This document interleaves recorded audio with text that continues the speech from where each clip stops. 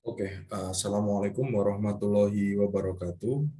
Perkenalkan, nama saya Rizky Dewa Sakti dengan NIM 130 118 0358. Pada kesempatan kali ini, saya akan mempresentasikan tugas besar kedua dari mata kuliah Sistem Keamanan Cerdas, Telkom University. Nah, untuk judul yang saya angkat pada kesempatan kali ini adalah analisis malware pada komputer dengan alat pendeteksi berbasis sistem keamanan cerdas.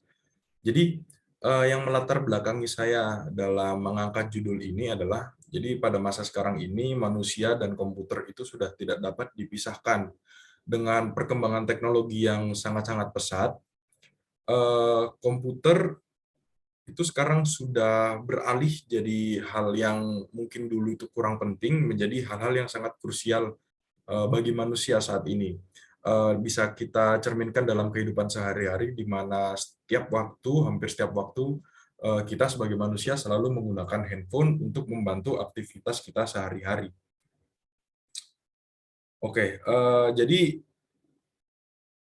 kalau kita melihat dari sudut pandang yang lebih luas, contohnya saja di negara ini, negara Indonesia, dari berbagai sektornya, yaitu pangan, pertahanan, sosial, semuanya sudah menggunakan komputer sebagai teknologi yang cukup krusial gitu. Jadi teknologi yang tidak tergantikan sudah sekarang.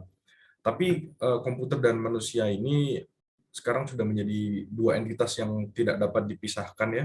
Karena manusia sekarang mungkin sudah tidak mungkin atau tidak bisa gitu ya, hidup tanpa adanya bantuan komputer. Begitu juga dengan komputer, jadi seyogyanya atau sebenarnya komputer itu hanyalah sebuah alat gitu.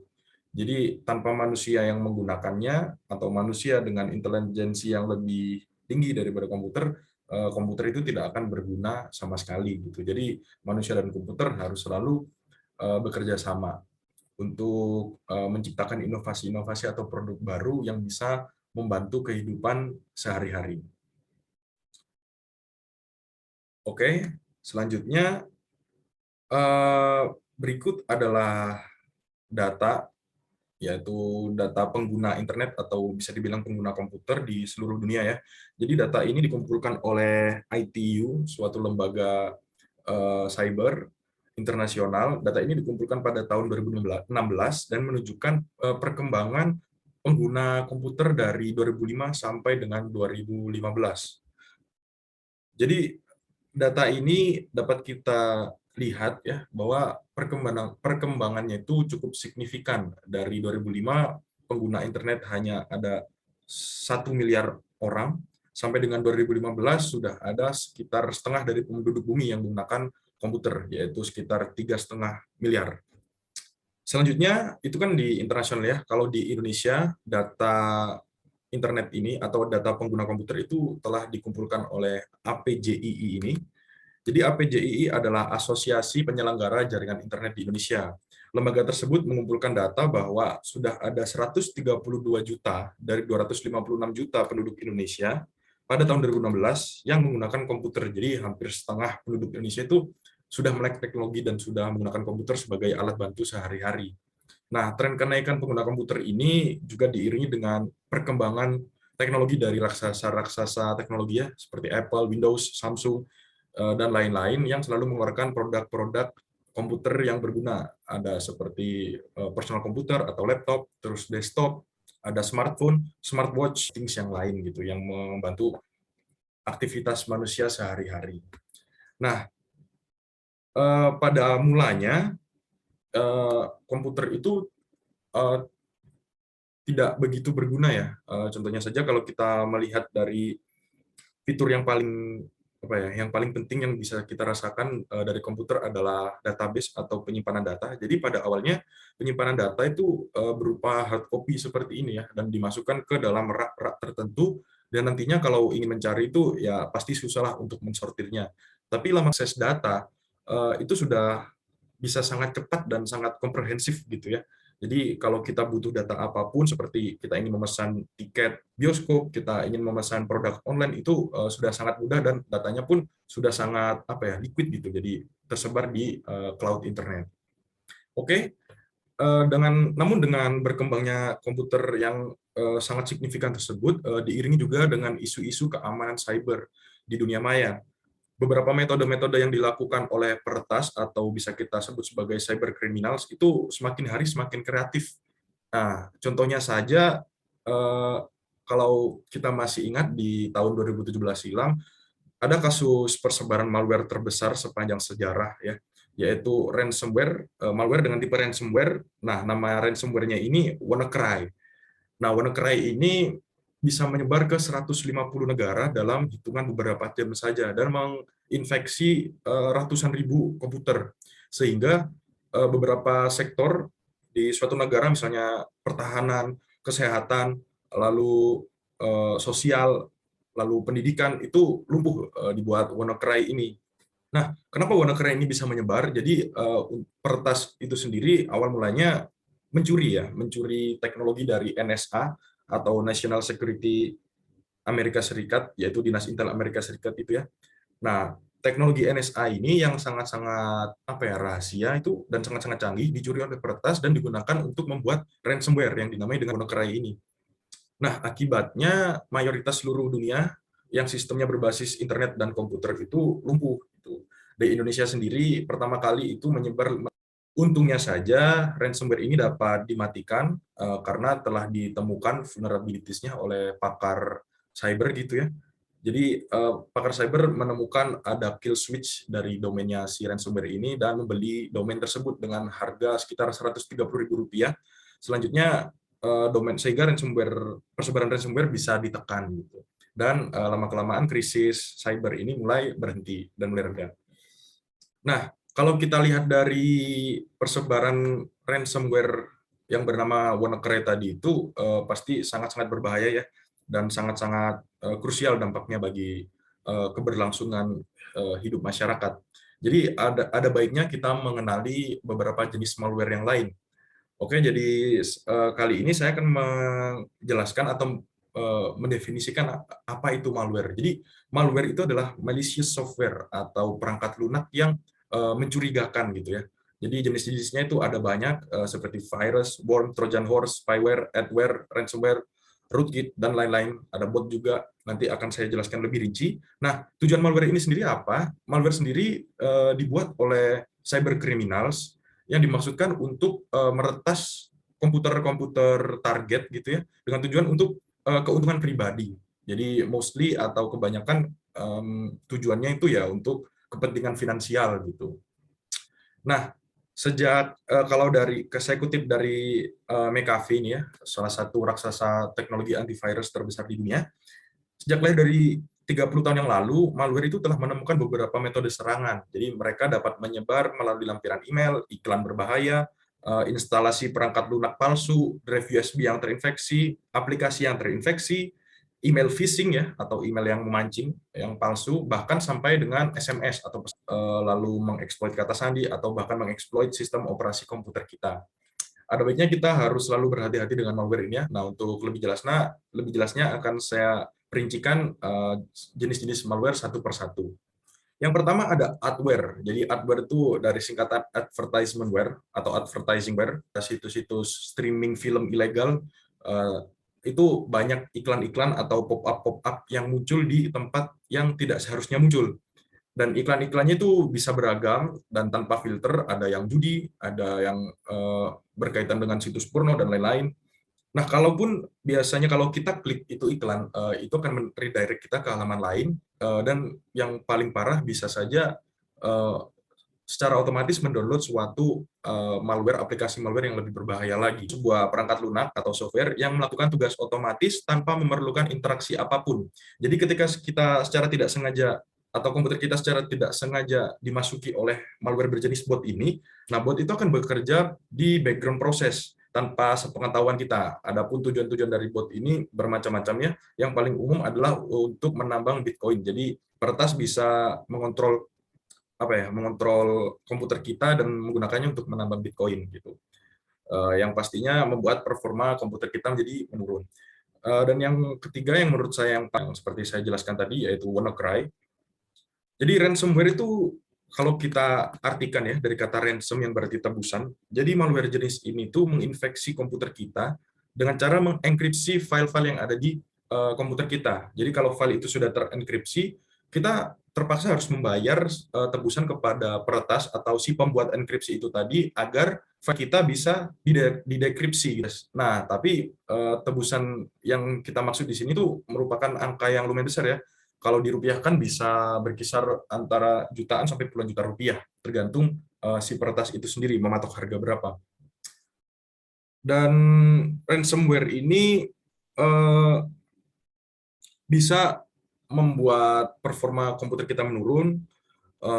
Selanjutnya, ya itu tadi yang paling merugikan adalah kita akan kehilangan file terpenting di komputer kita. Nah, untuk cara menanggulanginya adalah ya kita harus menyiapkan sebuah pintu darurat atau emergency activities berupa backup file gitu ya di drive cloud atau di hard drive yang lain. Setelah itu yang keempat ada rootkit. Nah, rootkit ini mirip dengan bot.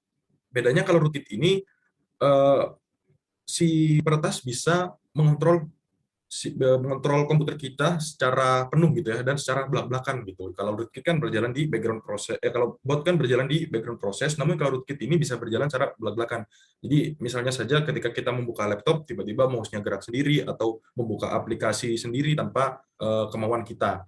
Dan kerugian yang paling besar ketika kita terinfeksi rootkit, ya data-data kita bisa dilihat oleh orang-orang yang tidak bertanggung jawab ya, dan digunakannya secara tidak bijak pula.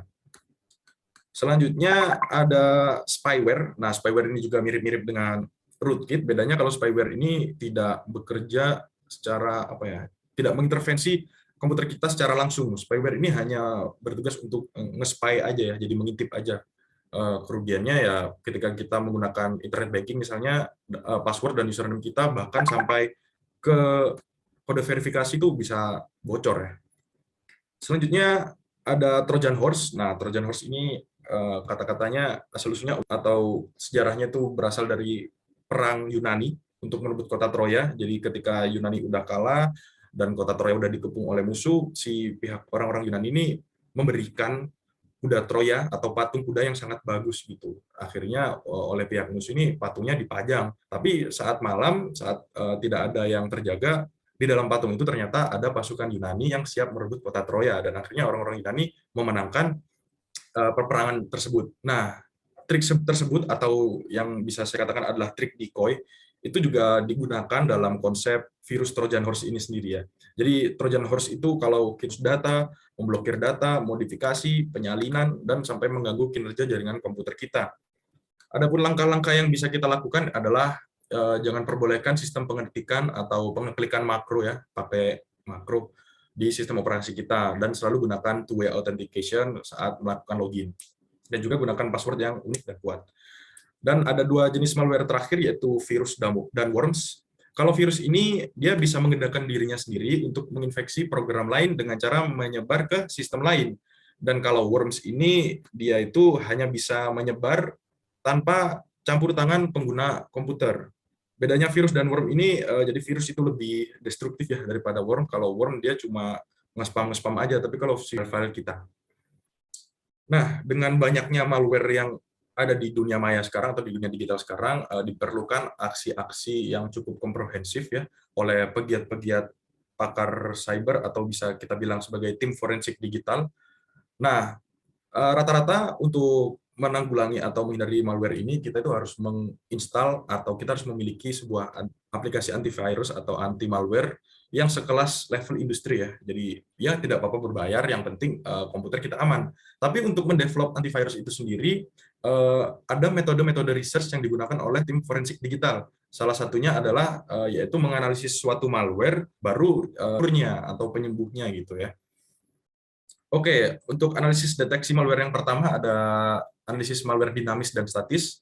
Analisis ini saya angkat dari paper berjudul analisis dan deteksi malware menggunakan metode analisis dinamis dan analisis statis yang ditulis oleh Triawan Adi Cahyanto, Victor Wahanggara, dan Ramadana, diterbitkan di Justindo pada tahun 2017.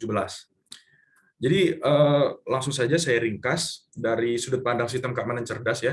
Jadi untuk analisa statis ini dilakukan dengan cara reverse engineering atau melihat kode malware itu secara langsung untuk ditemukan ini behavior-nya kayak gimana gitu.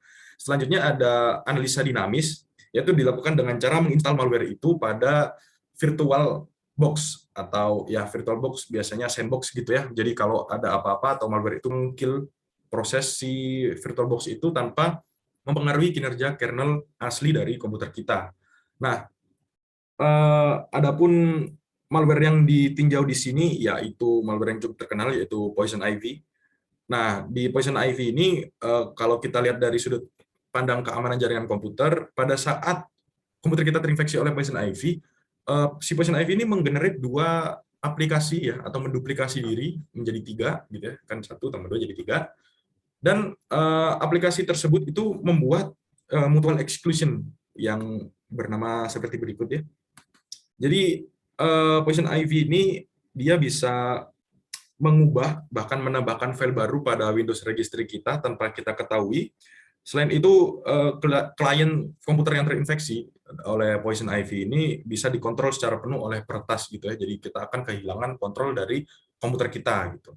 Selanjutnya ada analisis malware dengan metode surface dan runtime analysis. Kalau runtime analysis ini mirip dengan dinamis ya, yaitu dengan menjalankan si malware atau mengeksekusi program malware itu di virtual box atau sandbox. Kalau surface analysis ini adalah metode yang menganalisa ukuran dan jenis berkas asli. Jadi berkas asli misalkan kita install apa ya Microsoft Word gitu ya, aslinya itu dia yang asli yang dikeluarkan oleh Microsoft itu besarnya 2 mega katakan. Tapi ada yang bajakan juga, tapi besarnya itu 3 mega. Nah, 1 mega tambahan ini mungkin bisa berupa malware. Nah, dengan service analysis ini pasti kelebihan 1 megabyte tersebut pasti bisa dirincikan ya atau diberikan detailnya gitu. Jadi dalam paper ini para penulis atau para peneliti menjalankan program games.exe dan program tersebut terbukti berbahaya karena program tersebut adalah malware. Program tersebut dapat memodifikasi registry dan melakukan perubahan, menghapus serta merusak suatu berkas yang ada pada komputer yang terinfeksi. Kalau dari sudut pandang keamanan jaringan komputer dengan menggunakan tools PStudio, jadi si games.exe ini berusaha untuk melakukan koneksi ke alamat web ini ya dengan melalui port 8080 dengan menjalankan file yang duplikasi atau file duplikasinya yaitu ini. Dan ini pun juga bisa mengambil alih kontrol dari komputer kita. Selanjutnya yang terakhir ada analisis infeksi malware pada perangkat Android dengan metode hybrid analysis. Jadi hybrid ini menggabungkan antara metode statis dan dinamis. Adapun malware yang dianalisis adalah judi adware dan juga marcher banking trojans. Akan saya jelaskan secara singkat. Jadi kalau judi adware ini dia dijalankan pada Android ya pastinya. Dan si judi adware ini bisa membaca isi pesan SMS kita atau di suatu perangkat Android yang terinfeksi, sehingga kalau misalkan kita mengirimkan kode verifikasi kartu kredit itu pasti bisa dibaca dan akhirnya nanti peretas bisa membajak kartu kredit kita. Selanjutnya untuk aplikasi Marcher itu tadi ya, kalau Marcher itu dia bisa menggenerate suatu aktivitas autoclick untuk autoclick ads ya, jadi untuk kepentingan finansial dari si hacker atau peretas. Baik, begitu saja dari saya. Adapun untuk jumlah kata di bab isi ini ada 5.434. Adapun untuk kurang lebihnya saya mohon maaf. Wassalamualaikum warahmatullahi wabarakatuh.